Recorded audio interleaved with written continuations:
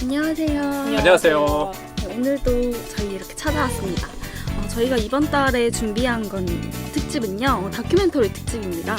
저희가 되게 오랜만에 다큐멘터리를 한 것 같아요. 이전에 한 2편 정도 했었던 것 같아요. 다이빙 벨이랑 더 플랜 했던 것 같은데, 근데 저희가 되게 야심차게 나름 준비를 했는데 뭔가 나름의 쓴맛을 겪고 다큐멘터리는 안 되겠다 해가지고 저희가 손을 안 대고 있었는데, 무풀망이네님께서 다큐멘터리 영화를 추천해 주신 김에 저희가 한번 다큐멘터리 특집을 기획해보자 하는 생각으로 다큐멘터리 작품을 가지고 돌아왔습니다. 저희 방송 시작하기 전에 또 하나씩 근황 토크를 가볍게 해야겠죠. 이제 더 이상 무더위가 없고 이제 드디어 태풍이 찾아왔어요. 근데 또 태풍이 너무 이번에 심하다고 해가지고 걱정이 되긴 하는데 저희 이번 방송이 나갈 때쯤이면 태풍이 거의 끝날 쯤이나 아니면 절정인 시기일 것 같아가지고 지금 방송 들으시는 분들이 오히려 저희보다 좀 더 생생하게 태풍을 느끼시지 않을까라는 생각이 드네요. 근데 태풍은 좀 특이한 이름들 때문에 되게 각인이 많이 되는 것 같다라는 생각이 많이 들더라고요. 그래서 저희가 각자 그 태풍 이름을 하나씩 제출을 한다면 뭘 제출을 할지 에 대해서 이야기해보면 어떨까라는 생각이 뜬금없이 지하철에서 들어가지고 준비해왔어요. 이 질문을 나름 야심차게. 세미님은 어떤 이름 제출하실 것 같으세요? 글쎄요. 어떤 이름을 갖다가 붙여줄까. 요즘에 태풍이 쌍태풍으로 이렇게 올라오는 경우가 굉장히 드물다고 하더라고요. 게다가 이번 태풍은 또 한반도를 관통한다고 하니까 아마도 그 방송 녹음하는 그 다음 날에 정도면은 본격적인 영향이 있을 것 같거든요. 제가 이제 생각해보는 태풍 이름은 태풍이 보통은 그 비바람, 피해도 많이 주잖아요. 그래서 좀 가볍게 지나갔으면 하는 바람에 좀 새 이름, 종달새라는 이름을 좀 붙여주고 싶어요. 독수리 이런 거 말고. 맞아, 가볍게 예쁘게. 송골매, 독수리 뭐 이런 거 말고요. 종달새. 노래하듯이 좀 지나갔으면 하는 이런 바람을 해서 한번 붙여주고 싶거든요. 보통 그 저희가 그 MS 워드가 아니죠. 이제 저희 이제 윈도우에서 폴더 만들면 이렇게 새 이름, 이렇게 찌빠구리 뭐 이렇게 나오잖아요. 저는 그런 것들이 좀 있으면 좋을 것 같아요. 진짜 많은 피해가 없었으면 좋겠네요. 맞아, 진짜 맞아. 매미가 제일 저는 맞아, 인상이 있는데 매미. 그때보다 더 심하다고 해가지고 많이 걱정이 돼요. 맞아. 제이님께서는 생각해보신 태풍 이름 있으신가요? 저는 제2로. 그리고 이게 처음에는 무슨 바로 그 얘기 듣자마자 여름 씨가 그 얘기 하자마자 내 이름을 당연히 붙여야지. 했는데 생각해보니까 제가 이 닉네임을 지은 이유가 저희 집 강아지 이름이 제이라서 했거든요. 근데 그 태풍이 지도에 표시될 때 하얀색으로 이렇게 돼 있잖아요. 근데 저희 집 강아지 엉덩이가 맞아. 그렇게 생겨가지고 제이 괜찮은데? 갑자기 그냥 그 이후로도 괜찮은데? 강아지 이름이에요 이렇게 해도 괜찮은데? 라는 생각이 들어서 제이가 적합하지 않을까라는 생각을 했습니다. 제이가 한반도를 휩쓸고 가면 뭔가 묵직하게 휩쓸고 갈 것 같은데 멕시코기여가지고 저 같은 경우는 제가 아까 매미 얘기했잖아요. 네. 그래서 또 벌레 이름을 붙이고 싶어요. 그래서 귀뚜라미? 전 모기요. 태풍만큼 저한테 너무 큰 영향을 주는 존재이기 때문에 진짜 싫은데, 모기. 그리고 매미도 딱 여름하면 생각나는 곤충이고 모기도 그렇잖아요. 그래서 모기한테 저 또 너무 많이 뜯겨가지고 지금 고통스럽거든요. 버물리를 달고 살거든요. 그래서 모든 여름에 겪으시는 분들이라면 모기 언제 한 번쯤은 물리실 테니까 되게 기억에 잘 남을 것 같아서 모기라는 이름을 지어보고 싶네요. 저희 오늘 이렇게 다큐멘터리 특집 준비하면서 되게 뜬금없이 태풍 이름 짓기로 시작해봤어요. 저희가 처음으로 준비한 작품은 사라 폴리 감독의 우리가 들려줄 이야기입니다. 이 영화는 2014년 3월에 개봉했고요. 108분의 러닝타임을 가지고 있고 캐나다 영화입니다. 저희가 이전에도 우리도 사랑일까라는 작품으로 사라 폴리 감독의 작품을 다뤄봤어요. 네, 이번 이 작품은 세미님께서 추천해 주셨죠? 추천의 변을 들어보고 싶어요. 제가 이제 사라 폴리의 우리가 들려줄 이야기를 추천한 이유는 저희가 과거에 사라 폴리 감독의 우리도 사랑일까를 했죠. 그것과 좀 연관지어서 그 다음에 작품을 한번 해보고 싶더라고요. 그런데 우리도 사랑일까는 이제 픽션 영화였는데 이제 논픽션 다큐멘터리로 또 그 다음 후속 작품을 내놔서 사라 폴리의 이 작품을 하면 어떨까라는 생각으로 추천을 했어요. 근데 막상 추천을 하고서 뭐 그 이전에도 뭐 한 번 정도는 이제 봤었거든요. 근데 사라 폴리 좀 또 팬들이 많잖아요. 그러니까 배우로서 또 이제 감독으로서 다재다능한 캐나다 출신의 이제 여성 감독인데 우리도 들려줄 이야기, 어떤 이야기를 들려줄까? 이런 이제 호기심도 있고 이 영화에 대한 평가가 또 굉장히 좋죠. 뭐 캐나다뿐만 아니라 뭐 미국에서 다큐멘터리 상도 꽤 많이 받았거든요. 그래서 오늘 좀 얘기를 해보면 다큐멘터리에 관련해서 저희가 이제 다큐멘터리를 잘 안 보잖아요. 왜냐하면 좀 픽션 영화 위주로 좀 보게 되는데 다큐멘터리에 또 나름의 좀 색깔이 있는 것 같아요. 게다가 또 요즘에 또 EBS 다큐멘터리 영화제를 매년 이 정도 시즌에 하죠. 네. 저 일산이나 아니면 저 홍대 쪽에서 극장에서 개봉을 하더라고요. 아니면 또 EBS 다큐멘터리 영화제는 TBS. TBS도 보실 수가 있어요. TBS. 예. TBS가 아니라 TV에서 TV에서. 그래서 저도 이번 주에 한 편 보러 가거든요. 토요일 날 홍대 쪽에서 롯데시네마에서 하던데 비비안 에스트우드라는 그 디자이너에 관한 다큐멘터리가 한 편에서 저 개인적으로 예전에 비비안 에스트우드에 관련된 일화가 하나 생각이 나는 게 있어가지고 한번 보러 가요. 제이님께서는 이 영화 이전에 보신 적 있으셔요? 아니요, 저는 이번에 처음 봤고 그때 저희가 우리도 사랑일까 했을 때 그 사라폴리의 그 영화를 저는 좋아했었는데 이런 영화가 있는지 몰랐거든요. 근데 그때 세미님이 방송할 때 다큐멘터리를 찍었더라. 대충 줄거리를 말씀을 해주셔가지고 그래서 알았는데 줄거리를 알고 봐도 그러니까 어떻게 보면 스포를 당해도 되게 왜냐면 이 내용이 좀 막장 드라마라고 생각했는데 그걸 알아도 잘 모르겠더라고요. 그러니까 좀 그걸 알고 있음에도 이게 이 사람 막장 가족이지라는 사실을 알고 있음에도 불구하고 어머나 약간 이런 거 보는 재미가 있었던 것 같아서 되게 재밌게 봤었던 것 같아요. 저도 이 작품을 알긴 했지만 보진 않았었어요. 근데 이번 방송에 원래 제가 보면 안 되지만 그래도 한번 봤거든요. 근데 제가 이걸 TV 연결해서 거실에서 이렇게 보고 있는데 저희 어머니가 퇴근해서 이렇게 오셨어요. 뭐 봐? 그래서 영화 봐? 그래서 얘기하다가 근데 제가 그 며칠 전에 엄마랑 맘마미아를 봤거든요. 맘마미 이번에 개봉했잖아요. 그래서 얘기하다 엄마 이거 되게 맘마미아 같다. 제가 막 이랬어요. 맘마미아의 다큐멘터리 영화 아니야? 막 그냥 이런 식으로 장난쳤거든요. 그랬더니 엄마가 저거 뭐 아빠 찾는 얘기 아니야? 갑자기 이렇게 하시는 거예요. 유명한 거? 그래서 엄마 이거 어떻게 알아? 막 이렇게 했더니 저희 엄마가 IPTV로 가끔 무료 영화 이런 거 보시는데 그런 데 네, 있었구나. 근데 거기에도 있고 평점이 되게 높아가지고 저희 엄마도 영화에 대한 정보를 잘 모르시니까 평점을 보고 주로 보는데 평점이 거의 만점에 가까워가지고 그래서 엄마 보다가 지루해서 껐다는 거예요. 그래서 약간 저희 엄마도 약간 그렇게 접근할 수 있을 정도면 그렇게 접근성이 높으면 많은 분들이 오히려 보셨을 수도 있겠다라는 생각이 많이 들더라고요. 그래서 그래서 뭔가 이 영화에 대한 정보나 다른 팟캐스트 방송은 없긴 하지만 그래도 은근히 보신 분들이 많지 않을까라는 생각에서 이 영화 선정하기 잘했다라는 생각이 많이 들었던 것 같아요. 저희가 이렇게 팟캐스트 이번 특집으로 다큐멘터리를 준비하면서 완벽한 스포일러를 어떻게 해야 되나 하고 고민을 많이 했어요. 그래서 이 고민을 뭔가 저희가 다음 방송에서는 저랑 제이님이 해야 되니까 뭔가 세미님이 선례로 완벽한 스포일러를 해주면 좋을 것 같습니다. 예. 지금부터 스포일러를 남발하오니 주의하여 들으세요. 되게 대략적인 줄거리 좀 말드릴게요. 그러니까 사라 폴리가 돌아가신 어머니 다이안에 대해서 자신들이 알고 있는 가족뿐만 아니라 다이앤이라는 사람을 알고 있는 사람들을 찾아가면서 이야기가 이제 시작해요. 이 영화의 이제 첫 장면은 아버지 마이클 폴리를 갖다가 녹음실로 이렇게 같이 가가지고 이 더빙을 갖다 맡기거든요. 이 영화 속에서 보면 젊은 시절에 다이앤, 그 다음에 아버지 마이클 폴리도 둘 다 배우였어요.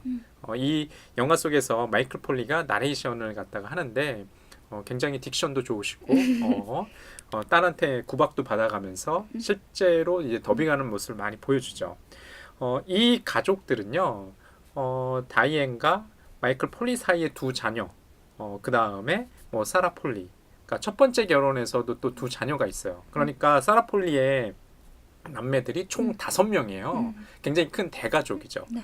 근데 이 다이앤은 어떤 사람이었냐? 어머니가 굉장히 밝고 생기도 넘치고 에너지가 넘쳐가지고 자신의 개성을 갖다가 어디에 쏟아야 될지 모르는. 그래서 이제 배우라는 직업이 굉장히 어울릴 만한 사람이었죠. 하지만 첫 번째 결혼에 실패합니다. 첫 번째 결혼에 실패하고 두 자녀가 있었는데 자신의 아들과 딸이었는데 또 아들과 딸에 대한 양육권도 받지 못해요. 이 이제 다큐멘터리 속에서 보시면 이 다이앤이 양육권 관련된 재판도 그 당시에 기사로 나왔다고 해요. 왜냐하면 그 당시 모르겠지만 어머니의 그 기책 사유가 있었나 봐요. 다이앤에 이제 그 두 번째 결혼한 사람이 바로 사라 폴리의 지금 마이클 폴리죠. 근데 두 어머니 아버지가 어디서 만났느냐? 연극에서 만난 거예요. 그러니까 배우로서 너무 마이클 폴리의 그 에너지 내지는 그 모습에 반해서 운명 같은 결혼을 두 번째를 하게 됩니다. 그런데 현실은 어떨까요? 아버지가 그 연극 무대 속의 그 모습이 아닌 거예요.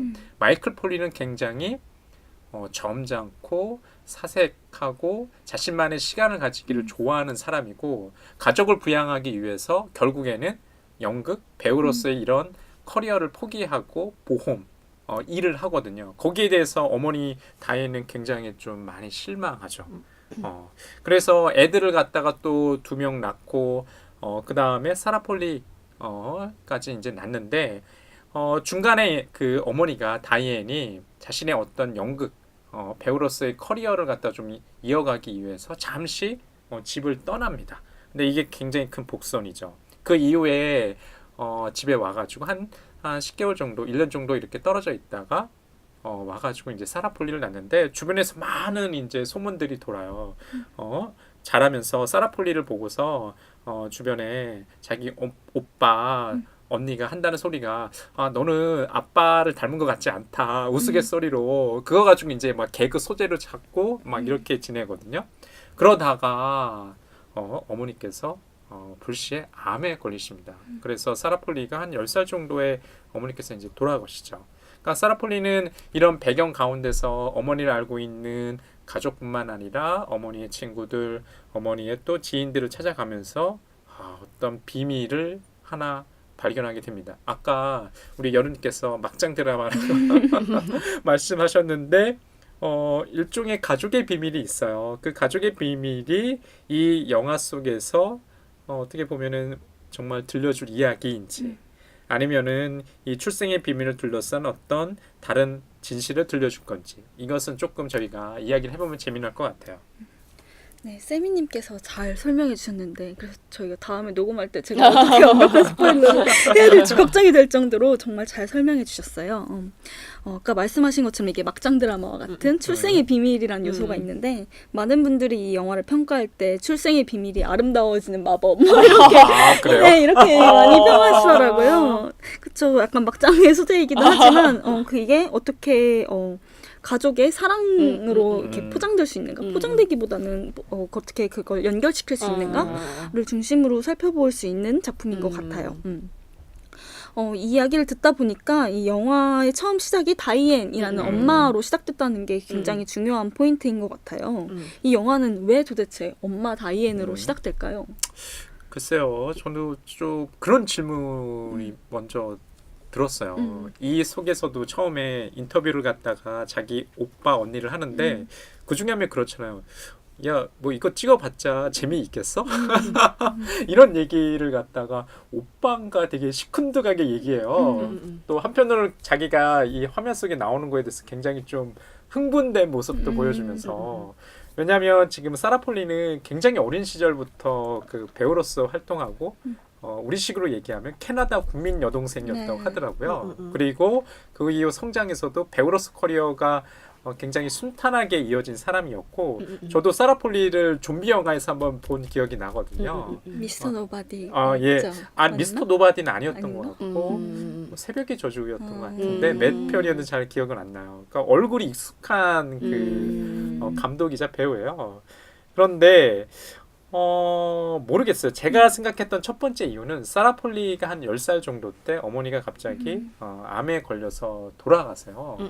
그러다 보니까 자기가 어머니에 대한 기억이 굉장히 흐릿하고 자기 주변 사람, 특히 아버지나 오빠, 언니가 기억하는 그 어머니, 다이앤에 대한 기억을 좀 더듬어 보고 싶지 않았나라는 생각이 저는 이 다큐멘터리를 만든 뭐 동기 아니었을까? 뭐 이런 생각을 좀 했습니다. 제이님은 왜 어머니의 이야기로 시작한 것 같으세요? 저는 이 다큐멘터리의 유형이라고 해야 되나? 음. 종류가 조금 특이하다는 생각을 했는데 어쨌든 이 감독 자기의 얘기니까 이 영화가 자전적인 이야기잖아. 자전적인 다큐멘터리. 근데 그럼에도 불구하고 엄마로 시작해가지고 뭐 딸이 아빠를 배려하는 모습이 들어가면서 그리고 결국에 나중에 아빠 마이클의 이야기가 되는 그 구조? 약간 그게 기존에 있는 다큐멘터리에서 뭐 자전적인 다큐멘터리의 유행에서 좀 벗어나는 듯한 느낌이 들어가지고 좀 그게 특이하더라고요. 그러니까 결국엔 나를 만들어지는 게 나 혼자서가 아니라 그 주변에 있는 엄마, 뭐 아빠 그리고 그를 비롯한 뭐 다른 가족들이 결국에 나를 만들었다? 라는 식으로 이야기가 구조가 되는 것 같아가지고 구성이 되는 것 같아가지고 다른 다큐멘터리처럼 자전적인 영화임에도 불구하고 좀 그 구조가 특이하다는 생각을 했었고 그리고 나레이션 같은 경우도 아빠가 대신 나레이션을 해주잖아요. 보통 자전적인 다큐멘터리라고 하면 자기가 나레이션을 하는 경우가 많은데 약간 그런 것도 좀 특이하더라고요. 그러니까 내 자신을 빼고 뭐 타인을 내세우면서 자전적 다큐멘터리를 만든다는 것 자체가 좀 높은 평가를 받았던 이유 중에 하나가 아닐까라는 생각이 많이 들더라고요. 지금 이제 듣고 보니까 왜 갑자기 본인이 직접 나레이션을 할 수도 있는데 아버지가 그 나레이션을 하도록 했을까. 그다음에 그 대본은 또 누가 썼을까라는 생각도 들어요. 물론 이제 각본은 사라 폴리로 공식적으로는 나오거든요. 하지만 그 나레이션 속에서 나오는 그 아버지의 뭐 감정이라든지 이런 뭐 생각들은 아버지의 것인 것 같더라고요.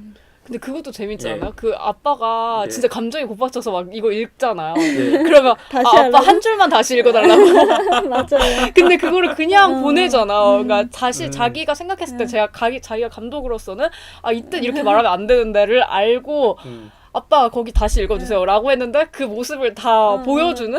약간 그 구성도 그거를 그러니까 어떻게 보면 NG임에도 불구하고 그걸 넣었다는 것 자체도 되게 재밌는 것 같아요. 결국에는 이 영화가 주관적일 수밖에 없는 자기가 생각하고 자기가 원하는 대로 만들었다는 게 약간 보여지는 것 같아가지고 갑자기 두 분이랑 얘기하면서 느끼는 게 진짜 근데 다이앤이 바람둥이였을까? 그러니까 엄마가 바람둥이였을까? 라는 생각이 드는 거예요. 왜냐면 사라가 생각하는 다이앤이니까 자기의 주관을 엄청나게 넣어서 만든 다큐멘터리잖아 이게. 그리고 그거를 너무나 강하게 보여주고 있고 이 감독이. 그래서 갑자기 이것도 속인 거 아니야? 그러니까 속인 거라고는 할 순 없지만 이것도 뭔가 사라가 생각하는 다이앤 아닐까라는 생각이 문득 드는 것 같아요.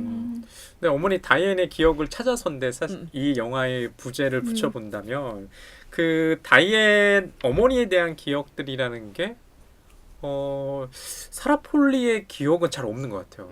이 영화 속에서 보면은 아까도 제이님께서 굉장히 이 다큐멘터리는 뭐 사적 다큐멘터리라고 얘기해야겠죠. 사라 폴리 개인의 어머니에 대한 이야기니까. 하지만 사라 폴리의 그 시점과 일종의 뭐 화자로서 사라 폴리가 들어가 있다기보다는 주변 가족이나 어머니를 알고 있던 지인들의 그 목소리, 그 다음에 이런 시점이 더 지배적인 것 같아요. 그래서 여기 등장하는 어머니가 과연 물론 출생의 비밀을 제공한 당사자긴 한데 정말 우리가 그 욕할 정도의 그런 사람인가? 라는 생각도 좀 들어요.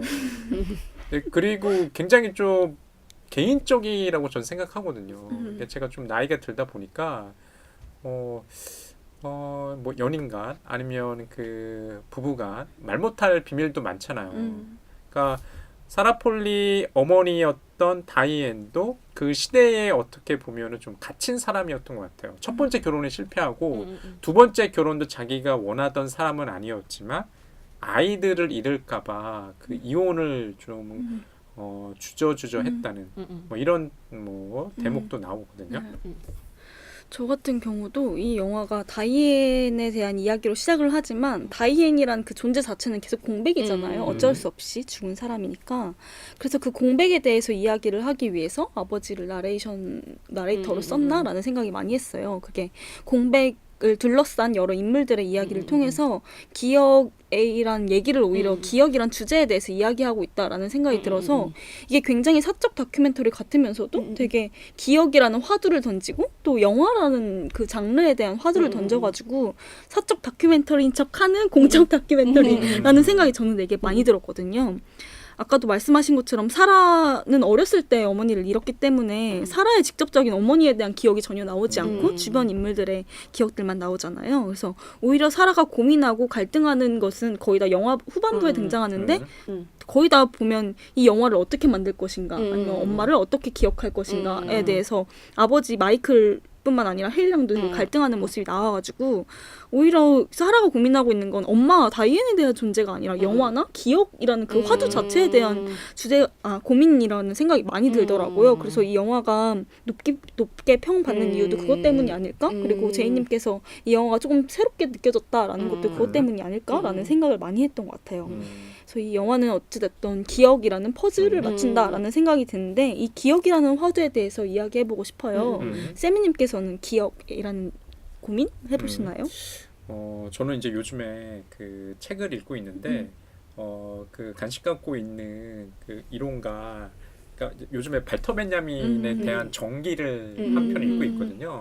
그러니까 그 사람이 일종의 평정이죠.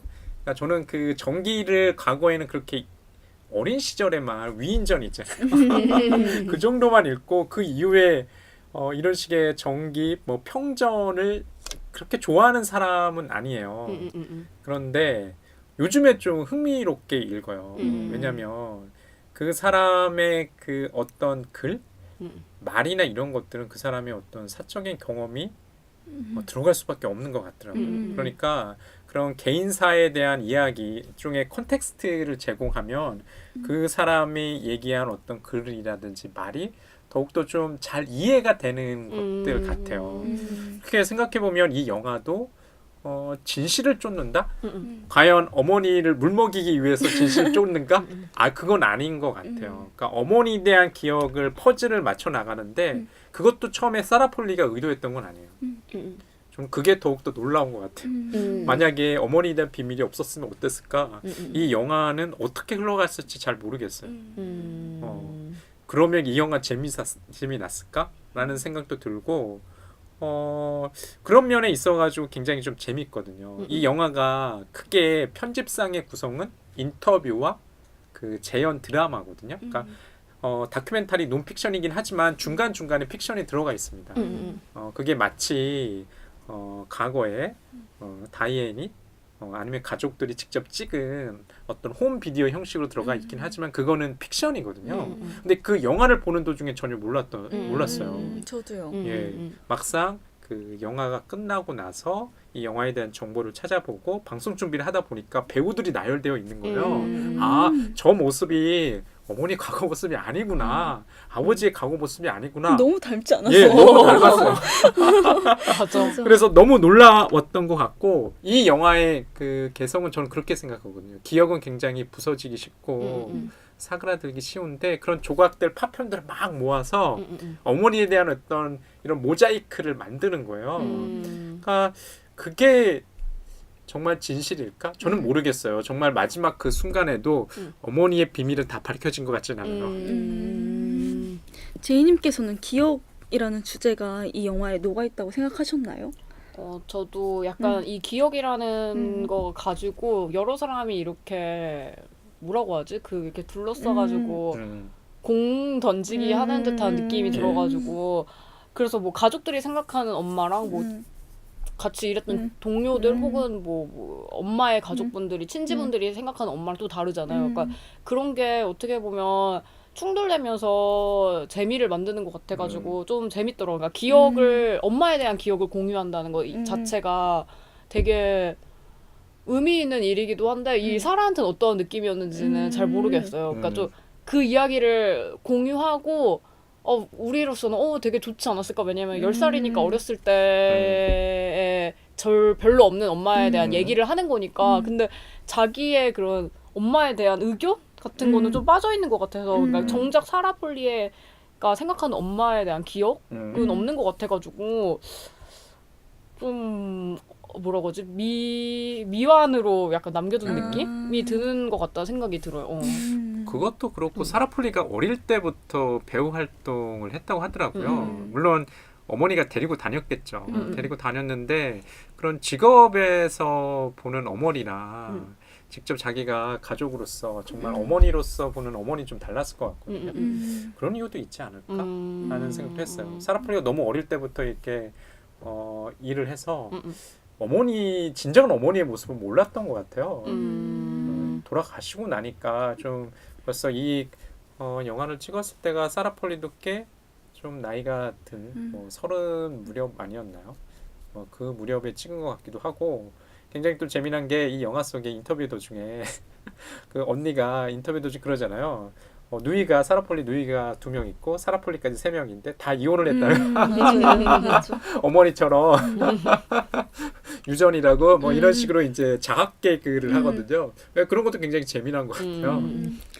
저 같은 경우는 그 다이앤의 공백과 그런 사라폴리의 아까 말씀하신 것처럼 의견이 없다, 사라폴리의 시선이 없다라는 것 자체가 다이앤의 공백이랑 되게 일치한다고 생각을 했어요. 근데 그걸 되게 느낀 게 마이클이 이야기를 할 때 갑자기 다이앤이 죽고 나서 얼마나 힘들었는지 얘기하면서 나는 다이앤이 계속 옆에 있었는데 너밖에 없었다. 그리고 약간 너를 다이앤처럼 느꼈다라는 식의 인터뷰를 하는 게 나오거든요. 그래서 저는 다이앤이라는 공백이 있고 또 사라폴리의 시선이 없다는 점에서 뭔가 다이앤과 자신을 약간 동일시하려는 듯한 사라폴리의 의도가 있는 게 아닐까라는 생각을 많이 했던 것 같아요. 그리고 그게 너무 슬프더라고요. 진짜 그러면서 그렇게 눈사람 만드는 영상이 나오면서 같이 이렇게 나레이션이 나왔거든요. 그게 너무 아름답기도 하고 너무 감성적으로 저한테 다가왔던 것 같아요. 참 아버지는 굉장히 좀 인상적이어서 저는 과거에 배우셨고 지금도 나레이션을 하다 보면 정말 그 과거의 그 직업이 좀 드러나는 것 같아요. 그 감정을 갖다가 좀 자제하면서 이렇게 나레이션을 하는 거. 게다가 또 너무 담담하신 것 같다는 생각 들어요. 그 어머니의 그 외도를 알잖아요. 그 다음에 사라폴리가 친부가 있다는 걸 알아요. 하지만 그 네루다 그 시인의 말을 인용하는데 뭐 사랑은 짧고 믿음은 길다고 오히려 자신의 딸인 사라폴리를 이렇게 그 시간을 자기가 같이 보낼 수 있다는 것에 대해서 굉장히 감사하고 지금 여름님 해석처럼 굉장히 끈끈하다는 생각이 들었어요. 딸과 그 아버지의 관계가 제가 그 영화 속에서 비춰지는 모습이 어머니와 딸의 관계 못지않게 더 끈끈한 모습 아닐까라는 생각했거든요. 제이님께서는 이 나레이터인 두 번째 아버지긴 하지만 마이클이 이 영화를 어떻게 이끌어가는지 그리고 이 마이클의 역할이 무엇일지 고민해 보신 적 있나요? 저는 마이클이 가장 인상 깊었던 것 중에 하나가 바람 사실을 그러니까 아빠가 알고 너무 상처받지 않을까 우리끼리 비밀로 해 그런 사라를 포함한 그 가족들이 형제들끼리 우리 말하지 말자 그런데 이게 해리가 친부로부터 친부로부터는 아니구나 그 기자가 알고 그 정보를 알고 촬영 중인 사라한테 전화해가지고 이거 기사로 내도 돼요? 하니까 사라가 절대 안 된다고 우리 아빠 모른다고 그래서 당장 아빠한테 달려가서 말하잖아요. 근데 그렇게 말하고 나서 아빠가 충격을 받긴 받지만 그렇게 말하는 게 약간 너무 멋있는 거예요. 그러니까 우리 그래도 다이앤이랑 그러니까 자기 스스로도 알았잖아요. 이 다이앤과 관계가 소홀해진 순간이 있다는 거를. 근데 자기가 다이앤한테 그만큼 잘해주지 못했는데 나 대신 다이앤을 사랑해줄 수 있는 채워줄 수 있는 사람이 있어가지고 너무 다행이라고 생각했다. 근데 그게 진짜 가능한가 싶으면서도 되게 진짜 다이앤을 사랑하는 게 느껴지는 거예요. 그러니까 물론 이제는 시간이 흘렀고 뭐 그 여자가 떠났으니까 그렇게 말해주는 걸 수도 있는데 어쨌든 진짜 부처와 같은 마음으로 진짜 그 다이앤을 뭔가 에로스적 사랑만이 아니라 그냥 진짜 모든 아가페적 사랑까지 다 포함해가지고 할 수 있는 말이라고 생각이 저는 들어가지고 그렇게 말하는 그 마이클이 너무 멋있어 보이는 거예요. 그러니까 되게 성숙해 보이기도 하고 되게 그리고 어떻게 보면 자기가 이때 막 화나가지고 막 그거를 표현을 하면 그 사라를 포함한 그 형제들한테도 자식들한테도 되게 뭔가 그 자식들을 힘들게 하는 걸 수도 있잖아요. 그리고 사라가 왠지 그 형제들이랑 멀어질 수도 있는 거고 갑자기 뭐 사라한테 막 떠나라고 할 수 있는 것도 아니고 약간 그런 모습들이 너무 성숙한 아빠의 모습? 너무 멋있다는 생각이 들어가지고 나레이션을 아빠로 선택한 이유를 알 것 같다는 생각이 들기도 하더라고요. 그러니까 결국에는 이 영화가 아빠를 위해서 만든 영화 같다는 생각이 들어가지고 아빠가 들려주는 이야기 같은 느낌이 들어가지고 되게 아빠를 나레이션으로 선택한 게 되게 사라 폴리가 그 아빠에게 헌정하는 작품이기 때문에 라는 생각도 많이 들었고 되게 좋아 보였어요. 그냥 그 둘이서 시작할 때도 그 나레이션 하면서 디렉팅 하는 거 예. 그런 장면 같은 것도 싸울 법도 한데 가족끼리 약간 그래가지고 그런 나레이션도 포함한 그냥 이 영화의 전체적인 구조가 약간 아빠를 위한 영화가 아닐까? 그러니까 아빠를 반짝반짝하게 하기 위한 약간 그런 영화가 아닐까라는 생각을 많이 했었던 것 같아요. 그 아버지 굉장히 담담해요. 그 어머니의 그 외도 자신의 아내 돌아간 이제 죽은 아내이긴 하지만 그런 소식을 듣고 자기가 생전에 그랬다. 우리 관계가 소홀하니까 당신의 뭐 애정, 뭐 연애를 갖다가 뭐 권하기도 하고 이런 게 뭐 우리 그 제이님께서는 과연 가능할까? 뭐 이렇게 질문을 던지시지만 제 주변에서 그런 사람 많아요? 그런 사람이 많은 것보다는 그런 얘기를 하는 사람들은 있어요. 아 진짜요? 예, 이제 부부간의 관계가 소홀해지고 하니까 그 뭐 자식, 뭐 아들과 딸은 있으니까 그 부모로서의 어떤 의무감은 있고 하지만 이 사람과의 관계는 그렇게 뭐라고 해야 되나 더 이상의 그 애정은 없는 것 같고 좀 영원한 건 없구나. 예 영원 좀 모르겠어요 저는. 그래서 과거에는 저도 굉장히 그 선악 개념 내지는 이제 윤리 옳고 그름에 대해서 분명했다고 한다면 점점 나이가 들어가면서 잘 모르겠더라고요. 그 사람의 내밀한 그 속 이야기 내지는 이 맥락을 모르니까 함부로 얘기할 수는 없는 거죠. 함부로 얘기할 수는 없고 마찬가지로 우리가 들려줄 이야기 속에서 나오는 사라 폴리의 어머니 다이앤에 대해서도 우리가 저 사람이 단순히 외도를 했어. 그리고 심지어 아이도 낳았어. 이거를 갖다가 책망해야 될까? 저는 잘 모르겠어요. 굉장히 에너지가 넘치고 우리 다이앤은 솔직히 결혼을 하지 않고 그 자신의 커리어를 갖다가 유지하셨으면 더욱더 빛날 사람 아니었을까? 라는 생각을 했거든요. 왜냐하면 장례식장에 굉장히 그 엔터테인먼트 그 산업에서 굉장히 유명한 배우들 그 다음에 이제 산업 관계자들이 왔다는 걸로 봐서는 굉장히 뭐랄까 그 일을 굉장히 사랑했던 사람 같아요. 그래서 이 영화에서 그 마이클의 태도, 제이님께서 감동받았던 그 마이클의 태도 자체가 아까 말씀하신 것처럼 다이앤에 대해서 책망하지 않잖아요. 그래서 이 영화에서도 직접적으로 나타나는 당사자 자체도 책망하지 않는데 관객인 우리가 그 다이앤을 비윤리적이라고 손가락질할 수는 없겠다라는 생각이 많이 들었던 것 같아요. 그리고 아까 제이님이 또 말씀하신 것처럼 이 영화가 되게 마이클에 대한 이야기로 흘러가는 것 같다라고 말씀하셨는데 그래서 저도 이게 오히려 아까도 사라랑 다이앤이 뭔가 일치되는 것 같다라고 얘기했잖아요. 그래서 저는 제목의 우리가 사라폴리와 다이앤이 아버지에 대해서 이야기하는 게 아닐까, 그 고마움을 표현하는 게 아닐까, 다른 사람들의 목소리를 빌어서 라고 생각도 했던 것 같아요. 이렇게 저희가 약간 마이크를 찬양했는데 다른 아버지인 해리 켈빈 얘기를 할 수밖에 없겠죠. 이제 사라폴리의 친부인 분이에요. 저는 되게 뜬금없이 이 영화를 보기 직전에 그냥 혼자 막 멍 때리면서 그냥 의식의 흐름대로 막 생각하다가 그냥 갑자기 아인슈타인 생각이 나서 닮았어. 맞아. 아인슈타인 생각 막 그렇게 하다가 영화를 들었거든요. 근데 너무 닮은 사람이 나와가지고 뭐지 이거 이랬어요. 네, 너무 닮았더라고요. 그래서 되게 외향에 대해서 얘기하긴 했지만 해리 켈빈에 대해서 이야기해보고 싶은데 이 해리 켈빈이 유일하게 사라폴리와 좀 직접적으로 좀 전면적으로 되게 충돌하는 인물인 것 같긴 해요. 그래서 해리 켈빈에 대해서 이야기해보고 싶은데 셀미님은 이 친부 해리 켈빈을 어떻게 보셨는지? 저는 해리 켈빈이 사라 폴리가 자신의 친딸인 걸 알고 굉장히 기뻐하잖아요. 그렇게 기뻐할 만한가라는 생각도 들었어요. 자기의 그 사라 폴리 어머니와의 그 연인 관계였기 때문에 혹시나 하는 생각을 가지고는 있었지만 전화할 생각은 못 해봤던 거죠. 그런데 사라 폴리가 그 영화 제작을 이후로 인터뷰를 했을 당시에 굉장히 기뻐하죠. 그리고 실제로 여기서 유전자 검사까지 하잖아요. 음. 그리고 확실하게 내 딸이 맞구나. 음. 게다가 자신의 친딸과 또 만남을 갖다가 추선하기도 해요.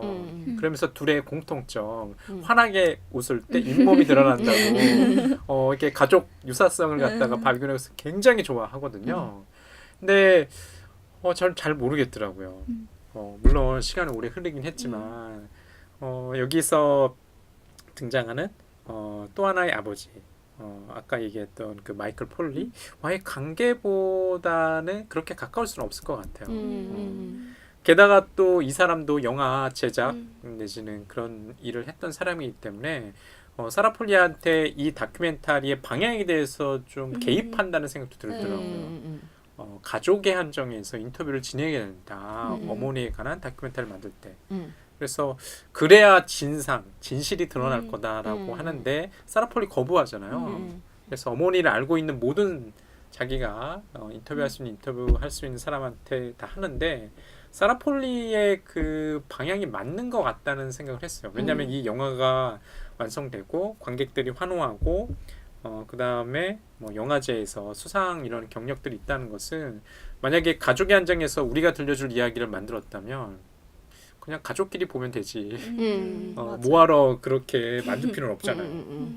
제이님께서는 해리 어떻게 보셨나요? 저는 해리도 아빠가 아닐 것 같다는 생각을 했는데 유전자 검사. 그러니까 유전자 검사를 하기 전에 그래서 아닌가? 아닌가 저도 보다. 약간 착각하는 줄 알았어요. 근데 맞더라고요.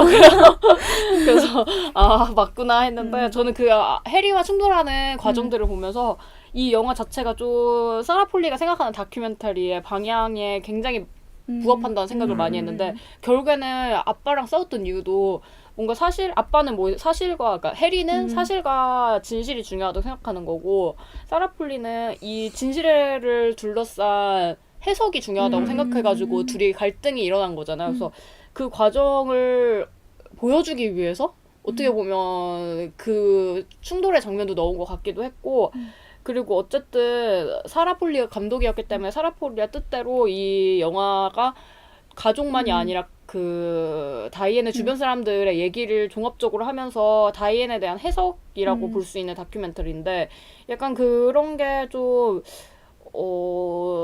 사라 폴리가 생각하는 다큐멘터리의 매체 특성이라는 생각이 들어가지고 되게 그 해리와의 유일한 갈등이 되게 이 영화에서 사라 폴리가 생각하는 영화관이 드러나는 장면이라는 생각을 많이 했던 것 같아요. 저도 그 생각이 많이 들었어요. 그래서 이 영화의 제일 좋은 지점이 오히려 해리랑 그 충돌하는 지점부터였던 것 같아요. 저는. 네, 그 아까도 말씀하신 것처럼 사라 같은 경우에는 다이앤이라는 인물의 진실을 둘러싼 해석을 다큐멘터리의 장르 특성이라고 봤으면 그게 마이클의 그냥 인생관이랑 되게 맞닿아 있다라는 생각을 많이 했어요. 그게 마지막에 나오는 마이클이 파리에 대한 에피소드를 이야기하잖아요. 갑자기 다이앤은 이제 친부가 있음을 밝히려고 다이앤이 아니라 사라가 찾아온다고 했으니까 내가 키우던 파리인데 그것까지 죽였어 라고 하면서 파리에 대한 에피소드를 얘기할 때 파리는 그래도 있으면 그냥 있는 것이고 없으면 그냥 없는 대로 사는 거야. 약간 이런 식으로 이야기를 하거든요.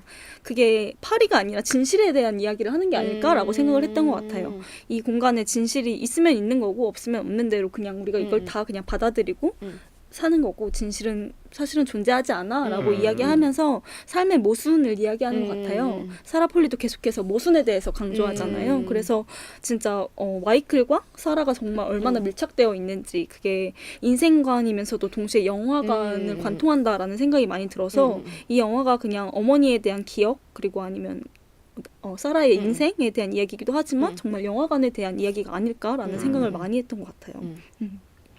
그래서 아까도 얘기했듯이 이 영화가 영화에 대한 영화라는 생각도 들면서 또 영화를 만드는 과정이 또 중간중간 나타나잖아요. 아까도 말했던 픽션, 재현 장면이 되게 두드러지게 드러나는데요. 이 재현 장면에 대해서 이야기해보고 싶어요. 아까 세미님께서는 이게 당연히 홈비디오인 줄 알고 착각하셨다고까지 얘기를 하셨는데 이게 이 영화에서 어떤 효과를 발휘하고 있는지 이야기해보고 싶네요. 굉장히 그 생생하게 어머니의 그 에너지, 내면을 보여주는 것 같아요. 영화를 보는 도중에는 그게 재혼 장면인지 전혀 몰랐거든요. 아, 실제로 사라폴린의 가족이 뭐 여행을 가거나 휴가를 가거나 아니면 집에서 직접 촬영을 했겠거니 생각을 했어요. 그리고 아까 연우님께서 말씀하신 것처럼 거기 등장하는 두 명의 사라폴린 역과 그 다음에 어머니 다이앤 역할을 맡는 배우가 너무나 좀 비슷한 거예요. 외모적인 것도 비슷했기 때문에 우리의 기억도 그런 거 아닐까라는 생각을 했어요. 전혀 보이스는 안 들리죠. 말 그대로 이미지만 이렇게 드는데 홈비디오처럼 필름처럼 여러 잡음이 섞여 있어요. 그 이미지에 스크래치가 막 돼 있고 그래서 그 장면들도 보면은 굉장히 좋았을 때 나빴을 때는 없었던 것 같아요. 그 기억 속에. 그러니까 우리가 다이앤에 대해서 기억하는 것도 우리도 마찬가지일 것 같아요. 주변 사람들을 과거에 누군가를 기억한다면 나쁜 모습은 되도록 기억하고 싶어 하지 않고 좋은 모습만 기억하려고 하는 거 아닐까? 그 미화된 모습 있잖아요. 이 사람이 좋은 것만 특히 나랑 이제 정서적으로 가까운 사람이 있으면 더욱더 그러지 않을까? 라는 생각을 했어요. 제이님은 어떻게 보셨어요? 저는 그게 그 진짜 옛날 영상 클립이랑 다큐멘터리 속의 재현이랑 진짜 섞여가지고 진짜 헷갈리게 만들더라고요. 맞아요. 그래서 처음에는 정말 인지하지 못했는데 그 사라가 디렉팅하는 장면이 나와요. 맞아요. 후반부에. 그래서 그런 걸 보면서 뭔가 영화가 되는 과정을 보여주는 듯한 느낌? 그러니까 다큐멘터리를 만드는 과정을 제대로 보여주는 듯한 느낌을 보여주는데 약간 그런 게 좀 약간 뭐라고 하지? 사라가 어디까지 내가 개입하는지를 보여주는 듯한 느낌이 들어가지고 어디까지 진실이고 어디까지 의견인지를 모호하게 만들기 위한 약간 그런 느낌이 들어가지고 되게 이 다큐멘터리는 모큐멘터리가 아니거든요. 페이크 다큐멘터리나. 근데 그런 느낌이 나가지고 되게 국영화로도 재밌게 볼 법한 그리고 서사 구조 자체가 좀 막장 드라마잖아요. 얘가 그러니까 좀 되게 뭐라고 하지? 어떻게 보면 자기가 잘할 수 있는 것인 뭐 극영화를 좀 어쨌든 본인이 배우기도 하니까 거기에 익숙한 사람이 자기가 잘할 수 있는 걸 이용해가지고 다큐멘터리를 만들었다는 생각이 들었고 되게 그런 게 좀 이 감독의 의도라고 해야 되나? 다큐멘터리에 대한 생각? 아까 말한 것처럼 뭐 사실도 중요하고 사건도 중요하지만 이거를 어떻게 보느냐, 어떻게 보여줄 것인가가 중요하다라는 거를 명시적으로 보여주는 부분이 아닐까라는 생각을 했던 것 같아요. 저도 그 제이님 의견에 동의하는 바가 이 영화에서 저 또 인상 깊었던 장면 중에 하나는 아버지랑 또 나레이션 녹음을 하면서 그냥 투닥거리면서 막 장난치다가 너가 뭐 얼마나 나쁜 애인 줄 알아? 뭐 이렇게 얘기하면서 너가 처음에 영화 과제로 제출한다고 해서 촬영할 때 몽타주 촬영 과제할 때 수영장 내가 수영장에 몇 번이나 들어갔는지 아냐고 발이 안 닿는데 네가 막 그렇게 계속 시켰다고 얘기를 하면서 그 촬영한 직접 그 몽타주 과제를 제출한 그 영상이 나와요. 근데 그거는 과제 제출을 위해서 몽타주 촬영을 위해서 연출된 상황이잖아요. 그럼에도 불구하고 그 아버지의 나레이션이 깔리니까 그냥 과제를 위해서 연출된 상황 자체가 아니라 그냥 둘간의 그냥 추억이 되는 거예요. 그래서 그것 자체가 이 영화에서 계속해서 픽션으로 구성한 재현된 장면과 실제 인터뷰들이 교차하는 방식이랑 되게 일치된다는 생각이 많이 들더라고요. 그래서 어찌됐든 이 영화도 영화를 위해서 인터뷰를 한 거고 또 재현을 했지만 결국엔 진짜 사라폴리가 들려주고 싶은 이야기를 위해서 구성되었다는 점에서 이게 그렇게 픽션과 이게 진짜 인터뷰 사실 그리고 또 진실 허구가 중요하지 않다라는 생각이 많이 들어가지고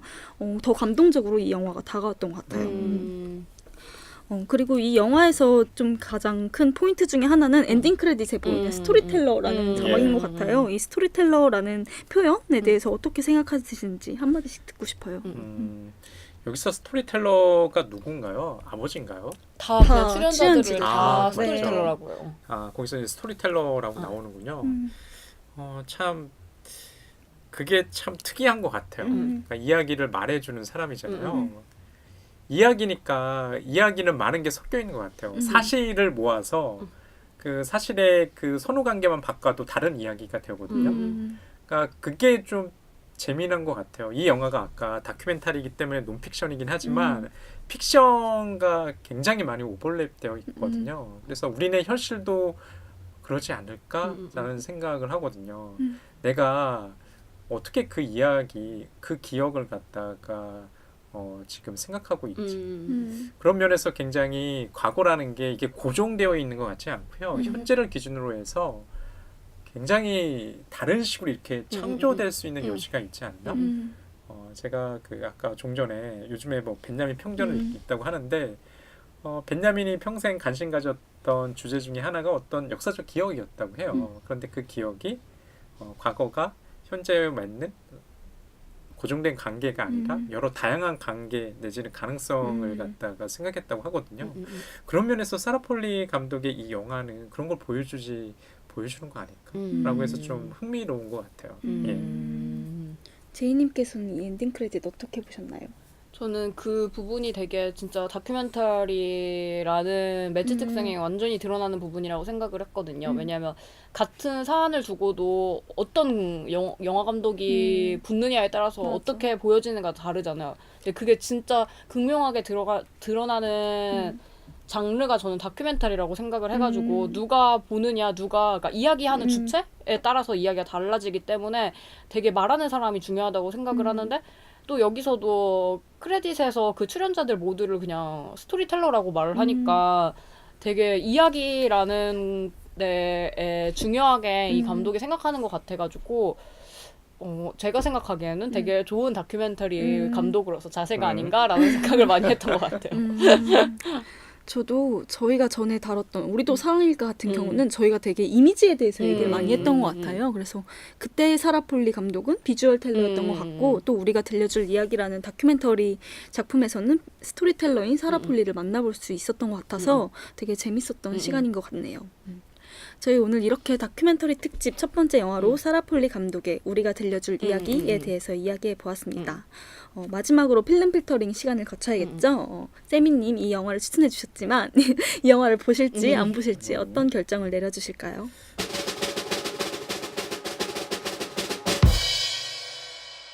지금 제가 간간히 이렇게 얘기를 하는 도중에 생각해 보니까 제가 놓치고 간 장면들이 굉장히 많은 거예요. 아까 뭐 제이님이랑 연우님께서 말씀하신 그 대목이 기억이 안 나는 거예요. 제가 영화를 집중해서 안 봤나? 원래 보고 싶은 부분만 보는 법. 영화도. 그래서 갑자기 이 영화가 흥미로워졌어요. 그러니까 왜냐하면 처음에 볼 때는 그렇게 좀 분산된 이런 분위기에서 이 영화를 봐서 그런지 그렇게 큰 인상이 남아있진 않았거든요. 근데 이렇게 얘기를 하다 보면 이 영화를 사랑하게 되는 것 같아요. 저는 그래서 이 영화를 조금 조심스럽게 우리 청취자 여러분들께 좀 추천드리고 싶습니다. 제이님께서는 어떤 결정 내려주실까요? 저도 되게 재밌게 볼 수 있는 다큐멘터리인 것 같아가지고 원래 다큐멘터리라는 장르가 좀 무겁게 다가오잖아요. 뭔가 맞아요. 진지할 것 같고. 맞아. 저도 잘 손이 안 가요. 주제도 되게 무거울 것 같고. 근데 그럼에도 불구하고 이 다큐멘터리는 좀 재밌게 그냥 즐겁게 뭐 시간 보내기에도 좋은. 근데 그럼에도 불구하고 좀 구조가 재밌는 다큐멘터리인 것 같아서 많은 분들이 보면 좋을 것 같다는 생각이 듭니다. 저 같은 경우도 제가 오늘 판정 내리는 시간은 아니지만 이 영화를 보면서 사라폴리가 연출한 재현된 장면들을 보면서 뭔가 저도 나중에 엄마가 돌아가시면 뭐 누군가에 대한 기억을 하고 싶으면 저렇게 영화를 찍어보고 싶다라는 생각이 많이 들더라고요. 그래서 어쨌든 가족들이 계속해서 등장을 하니까 되게 나의 가족에 대해서도 회상해보게 되고 저도 출생의 비밀이 밝혀질지 알고 봤더니 모르겠지만 뭔가 그런 용기가 날 것 같은 작품이어가지고 다른 분들도 보시면 그냥 단순히 이 영화가 영화에 대한 영화 또 다큐멘터리에 대한 영화라고 생각을 하지 않으시더라도 그냥 내 가족에 대해서 생각해 볼 수 있다는 점에서 많은 분들이 되게 공감하고 좋아하실 영화라는 생각이 들어서 한 번쯤은 보셨으면 좋겠다라고 말씀을 드리고 싶네요. 저희 이렇게 다큐멘터리 특집 첫 번째 시간 마무리하면서요. 저희 아직도 구독 많이 원하고 있고요. 좋아요도 많이 남겨주시고 또 인스타그램이나 트위터 그리고 메일로도 그리고 또 댓글로도 많은 연락 주시면 감사하겠습니다.